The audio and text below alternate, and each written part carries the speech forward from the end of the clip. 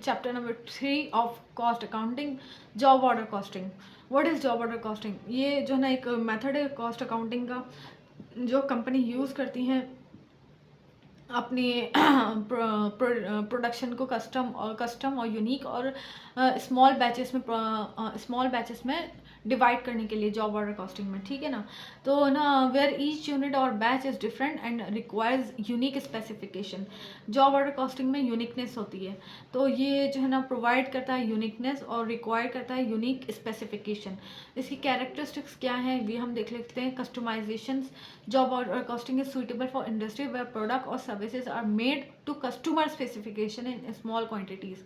इसका मतलब समझे आप, इसका मतलब ये है, कस्टमाइजेशन का मतलब ये है कि आप कस्टमर के अकॉर्डिंग वो प्रोडक्ट तैयार कर रहे हो, जो जैसा उसने ऑर्डर दिया। आजकल कस्टमाइजेशन वाली टी शर्ट्स चल रही है ना, लोग अपना नाम बनवाते हैं, लोगो लिखवाते हैं, या कोई कार्टून बनवाते हैं, या कुछ भी बोलते हैं हमें हमारे नाम वाली चाहिए, हमें ऐसी वाली चाहिए, तो हम ये जॉब कस्टमाइजेशन में आ जाता है। तो ये जॉब ऑर्डर कॉस्टिंग होती है, स्पेसिफिक ऑर्डर पे काम करना, ठीक है। डिस्टिंक्ट में जॉब, ई job is order is treated as separate entity and cost are tacked for each individual. तो सबकी कॉस्टिंग हम अलग से करेंगे, ठीक है ना। डायरेक्ट और इनडायरेक्ट कॉस्ट को अलग से चेक करेंगे। उसके बाद वर्क एंड प्रोसेस भी अलग से ही होगी उसकी जॉब ऑर्डर कॉस्टिंग में। वो क्यों होगी वो मैं अभी आपको आगे बताऊंगी, ठीक है। यूनिक कॉस्ट शीट, इसकी अलग से कॉस्ट शीट बनेगी और फ्लेक्सिबिलिटी भी अलग से ही होगी, चेक की जाएगी। एग्जाम्पल दी हुई है यहाँ पे फर्नीचर की, कि एक मैन्युफैक्चरर फर्नीचर है, वो उसने ना अपना फर्नीचर ऑर्डर किया और कस्टमाइज डिज़ाइन उसमें बनवाए।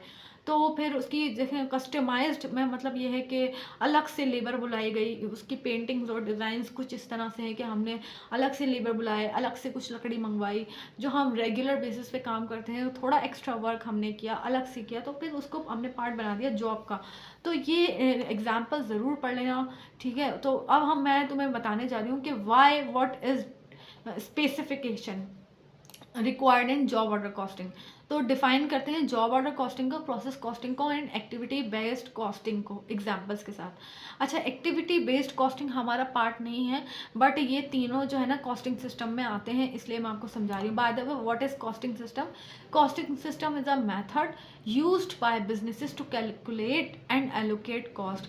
यानी कि कॉस्टिंग सिस्टम जो है वो बिजनेस जो है ना कैलकुलेट कॉस्टिंग को एलोकेट करने के लिए कि कितनी गुड्स और सर्विसेज पर आ रही है, कितना डायरेक्ट और इनडायरेक्ट कॉस्ट लग रही है, कितनी एलोकेट हो रही है ओवरहेड, और कितनी इन्फॉर्मेशन हमारे पास है तो हम डिसीजन मेकिंग कर सकें, प्राइसिंग कितनी कर सकें, कॉस्ट का कंट्रोलिंग किस तरह हो। तो उसमें क्या क्या चीज़ें होती हैं, जॉब ऑर्डर कॉस्टिंग आ गई, प्रोसेस कॉस्टिंग आ गई और एक्टिविटी बेस्ड कॉस्टिंग आ गई। ये तीनों चीज़ें आ गई।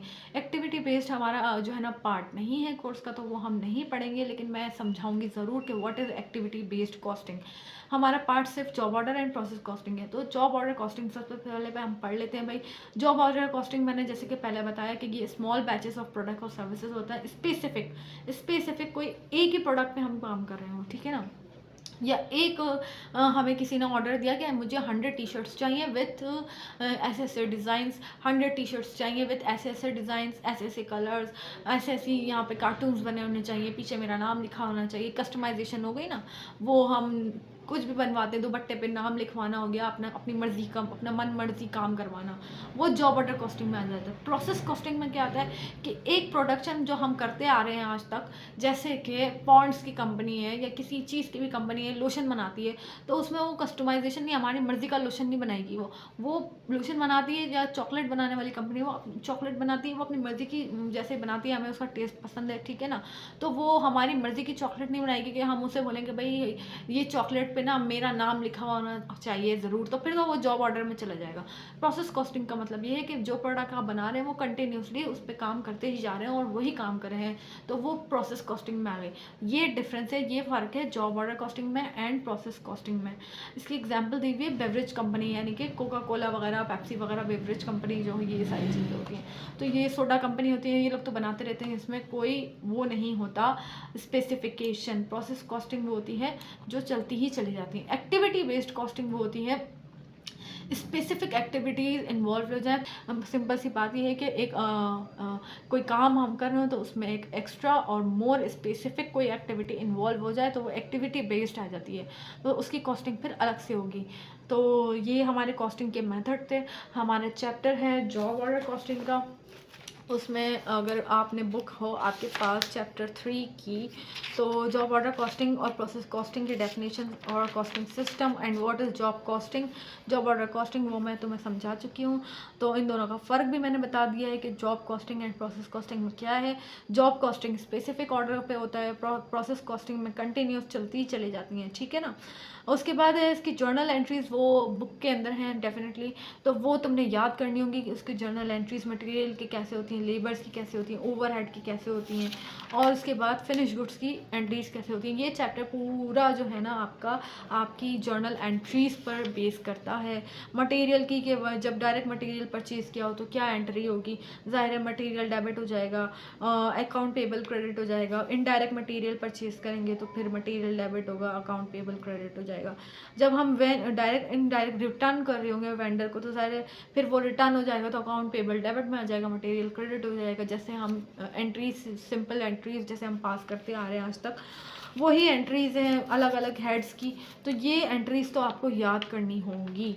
इस एंट्रीज़ में ऐसा कुछ नहीं है। हाँ, अगर तुम्हें नहीं समझ में आती कोई एंट्री तो वो तुम मुझसे पूछ सकती हो।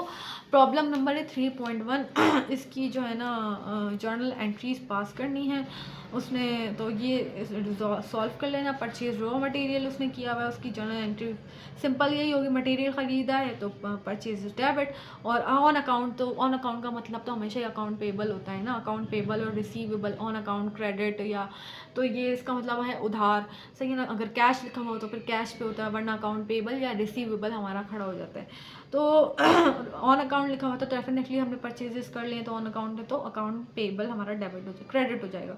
मटेरियल इशूड किया है हमने फैक्ट्री को विच 33,000 और 3,000 वाज यूज्ड इनडायरेक्टली। तो वर्क इन प्रोसेस मटेरियल जो हमने करवाया है वो इशू किया है 33,000 में, जो 3,000 का यूज़ हुआ है वो इनडायरेक्ट में यूज़ हुआ है, और 30,000 का जो यूज़ हुआ है वो डायरेक्ट में यूज़ हुआ है। तो FOH कंट्रोल में 3,000 आएगा, वर्क इन प्रोसेस 30,000 का हो जाएगा, FOH में 3,000 का चला जाएगा, और मटेरियल का 33,000 में चला जाएगा। तो ये एंट्रीज आपको याद करनी होगी। इसी तरह लेबर यूज़ की गई डायरेक्ट 50,000 में और इनडायरेक्ट यूज़ की गई है 5,000 में। तो फिर हम क्या इसके एंट्रीज पास करेंगे। वर्क इन प्रोसेस लेबर जो है वो हमारा 50,000 का हुआ है, वर्क इन प्रोसेस वाला जिस पे डायरेक्ट लेबर यूज़ हुई है। उसके बाद जो है FOH वाला जो यूज़ हुआ है वो 5,000 वाला हुआ है, और पे रोल हमने 55,000 की कर दी है, सही है ना। So I hope you understand this. तो आपने जो है ना इसकी जो है ना जर्नल एंट्रीज याद कर लेनी है, और फिर जो भी क्वेश्चन है वो मुझसे पूछ लो और उसके क्वेश्चन सॉल्व करना शुरू कर दो। मिलते हैं अगले चैप्टर के साथ, चैप्टर नंबर 4। 3 चैप्टर्स हमारे कॉस्टिंग के हो गए हैं। आई होप यू अंडरस्टैंड। कोई भी क्यूरी हो वो मुझसे पूछ लेना, और लेक्चर भी प्रोवाइड कर दिया, नोट्स भी प्रोवाइड कर दिए हैं। मेरे ख्याल में तो ऐसी कोई चीज़ रह नहीं गई है अब, ठीक है ना। ओके, अपना ख्याल रखना, अल्लाह हाफ़िज़।